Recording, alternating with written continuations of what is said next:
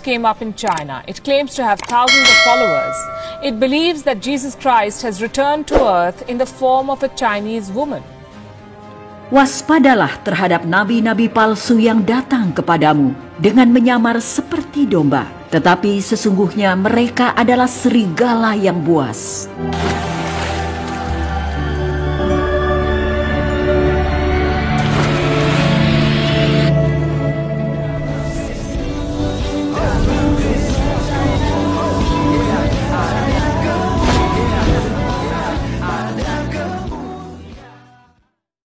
Salam Elechem Bisem Yeshua Hamasiah. Salam damai sejahtera dalam nama Tuhan Yesus Kristus untuk kita semua. Teman-teman sekalian, pada video kali ini kita akan belajar mengenai guru-guru palsu dan pengajar-pengajar palsu yang ada di akhir zaman ini, dan itu sudah muncul di mana teman-teman sekalian di Indonesia sudah marak sekali tentang perkembangan mereka, yaitu gereja Tuhan yang Maha Kuasa, di mana teman-teman sekalian aliran ini adalah aliran sesat yang percaya bahwa Allah telah berinkarnasi kembali dalam wujud seorang perempuan di Tiongkok, dan ini sesuatu hal yang sesat karena tidak ada nubuatan seperti itu, baik dari kitab para nabi, kitab Jabur, kitab Taurat, bahkan di kitab Injil sama sekali tidak ada nubuatan yang merujuk kepada datangnya Yesus Kristus sebagai seorang perempuan di akhir zaman. Oleh karena itu teman-teman sekalian, kita langsung saja untuk belajar dan menyimak satu video yang telah membahas mengenai gereja Tuhan yang Maha Kuasa tersebut, supaya kita bisa berhati-hati dengan mereka. Sekian dan kita saksikan bersama. Came up in China. It claims to have thousands of followers. It believes that Jesus Christ has returned to earth in the form of a Chinese woman. Waspadalah terhadap nabi-nabi palsu yang datang kepadamu dengan menyamar seperti domba, tetapi sesungguhnya mereka adalah serigala yang buas. Matius 7 ayat 15. Gereja Tuhan yang Maha Kuasa, dalam bahasa Mandarin, Kuan Neng Shen, adalah gerakan agama tersembunyi dan menyimpang secara teologis yang dimulai di negara RRC pada tahun 1991. Meskipun kelompok itu telah dilarang oleh Partai Komunis Cina karena sikap anti pemerintah mereka, kelompok mereka bertumbuh dan dianggap sebagai sekte hari kiamat yang berpengaruh. Gereja Tuhan yang Maha Kuasa juga dikenal sebagai kilat dari timur atau Eastern Lightning, nama yang didasari penafsiran Matius 24 ayat 27. Sebab sama seperti kilat memancar dari sebelah timur dan melontarkan cahayanya sampai ke barat, demikian pula lah kelak kedatangan Anak Manusia. Kelompok ini percaya bahwa Allah telah datang menjelma sebagai manusia lagi, kali ini sebagai seorang wanita Cina bernama Yang Xiangbin, yang menjuluki dirinya Kilat Deng, yang adalah sosok pemimpin umat kilat dari timur. Namun pemimpin sejatinya adalah Imam Agung dan kekasihnya bernama Cao Weishan, lelaki yang pertama kali menyatakan bahwa Yang Xiangbin bersifat ilahi. Pada tahun 2000, Cao Weishan dan Yang Xiangbin bermigrasi ke Amerika Serikat, dan dari sana mereka mengawasi jalannya gereja Tuhan yang Maha Kuasa dari kota New York City.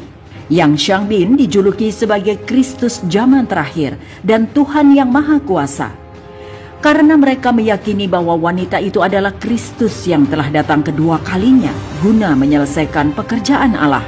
Yang Xiangbin menyampaikan pesan yang kemudian direkam sebagai firman Allah bagi zaman akhir. Meskipun Yang Xiangbin dianggap sebagai jelmaan Allah, ia dianggap berbeda dari Yesus Kristus yang juga merupakan inkarnasi Allah yang berbeda. Alkitab mereka anggap sebagai rekaman karya Allah di masa lalu yang sudah kadaluarsa.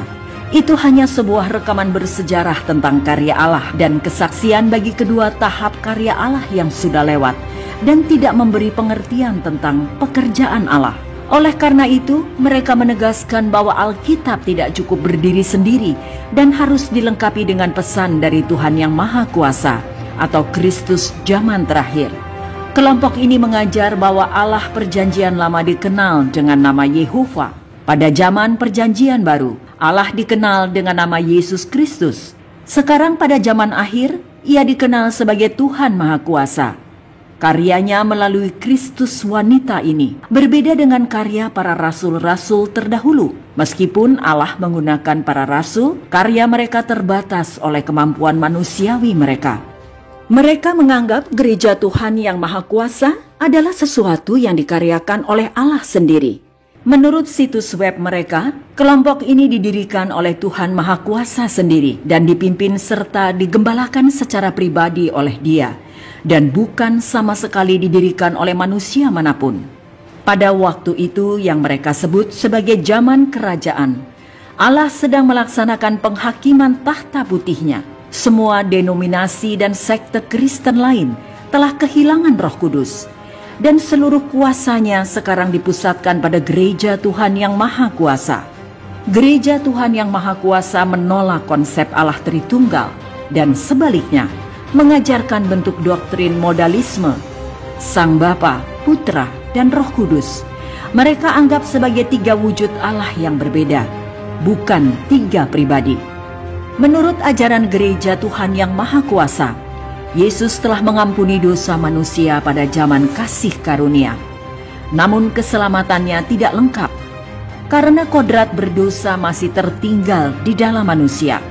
Pada zaman ini, di dalam zaman kerajaan, melalui ajaran Kristus zaman akhir, manusia akhirnya dapat dibebaskan dari dosa dan ditahirkan secara menyeluruh. Keselamatan sejati ini tersedia bagi semua orang mentaati ajaran Tuhan yang Maha Kuasa yang diungkapkan pada akhir zaman.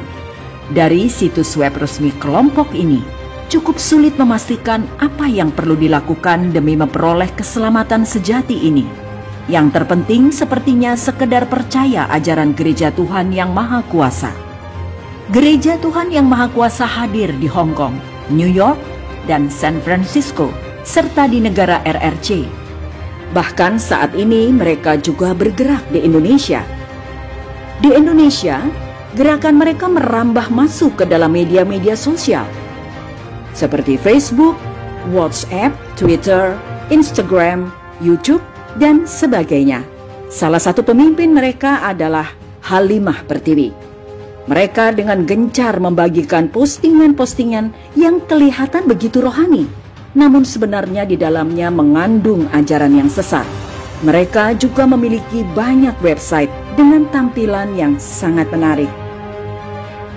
Ada berbagai laporan yang mengatakan bahwa kelompok ini menggunakan rayuan seksual, penculikan, uang suap, cuci otak, dan pemerasan demi memasukkan anggota baru dan memastikan mereka tidak pergi.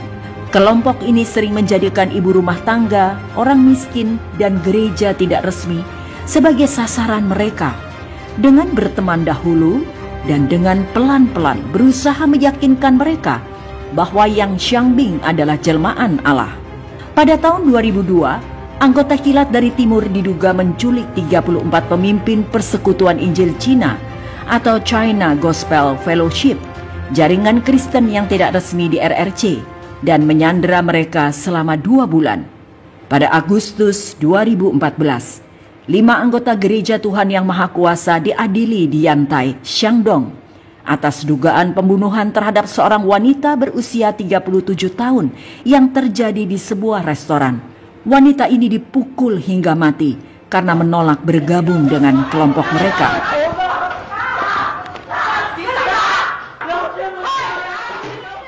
Pada Februari 2015, 2 orang dari 5 pelaku dihukum mati atas tindakan kriminal itu. Kita perlu mengingat bahwa naratif Alkitab mencakup jangka waktu mulai dari penciptaan bumi, yaitu Kejadian 1 ayat 1, hingga datangnya langit dan bumi baru, Wahyu pasal 21. Allah selalu menyatakan apa yang akan terjadi sejak semula, Yesaya 46 ayat 10 dan Amos 3 ayat 7, meliputi kedatangan Sang Mesias, Yesus Kristus, ditetapkannya perjanjian baru, Yeremia 31 ayat 31-34, Matius 5 ayat 17-19, dan Lukas 22 ayat 20, dan mengenai nubuat akhir zaman, Matius pasal 24-25, Markus 13, Lukas 21, dan Kitab Wahyu. Alkitab mengajar bahwa Yesus adalah Alfa dan Omega, yang pertama dan yang terakhir. Yesaya 41 ayat 4, 44 ayat 6, dan bab 48 ayat 12, Yohanes 1 ayat 1-3, Ibrani 12 ayat 2, Wahyu 1 ayat 8, 21 ayat 6, 22 ayat 13. Alkitab juga mengajar, tidak seorang pun yang pernah melihat Allah, tetapi anak tunggal Allah yang ada di pangkuan Bapa, dialah yang menyatakannya. Yohanes 1 ayat 18. Alkitab yang kita kenal seutuhnya cukup memberi hikmat dan menuntun pada keselamatan oleh iman kepada Kristus Yesus dan bahwa Allah tidak berubah. 2 Timotius 3 ayat 15-17, Matius 24 ayat 35, lihat juga Bilangan 23 ayat 19, dan Mazmur 89 ayat 34. Sebagai rangkuman, Gereja Tuhan yang Maha Kuasa adalah kelompok berbahaya yang menolak kecukupan Alkitab dan melengkapinya dengan ajaran tambahan yang mereka anggap terilhami. Ajaran mereka berasal dari wanita yang mereka anggap sebagai inkarnasi Allah yang kedua dan bahkan menyebut dirinya sendiri sebagai Tuhan Maha Kuasa. Doktrin Allah Tritunggal ditolak mereka. Pengorbanan Yesus direndahkan dan karyanya di atas salib dianggap tidak mampu menyelamatkan seutuhnya. Meskipun kelompok ini seolah-olah menyanjung pengorbanan Kristus, keselamatan yang sejati dan terakhir hanya tersedia bagi orang yang mengikuti ajaran mereka. Gereja Tuhan Maha Kuasa diselimuti oleh kerahasiaan dan berbagai alias, dan anggotanya menggunakan taktik yang kasar dan bahkan tidak segan melakukan kejahatan yang mengerikan demi keutuhan kelompok mereka. Gereja Tuhan yang Maha Kuasa telah memenuhi semua kriteria sebuah kultus atau sekte sesat, dan umat Kristen diharapkan mengingat himbauan dari Alkitab. Sebab ternyata ada orang tertentu yang telah masuk menyelusup di tengah-tengah kamu. Mereka adalah orang-orang yang fasik, yang menyalahgunakan kasih karunia Allah kita untuk melampiaskan hawa nafsu mereka, dan yang menyangkal satu-satunya penguasa dan Tuhan kita, Yesus Kristus. Mereka adalah pemecah belah yang dikuasai hanya oleh keinginan-keinginan dunia ini dan yang hidup tanpa Roh Kudus. Yudas 1 ayat 4 dan ayat 19.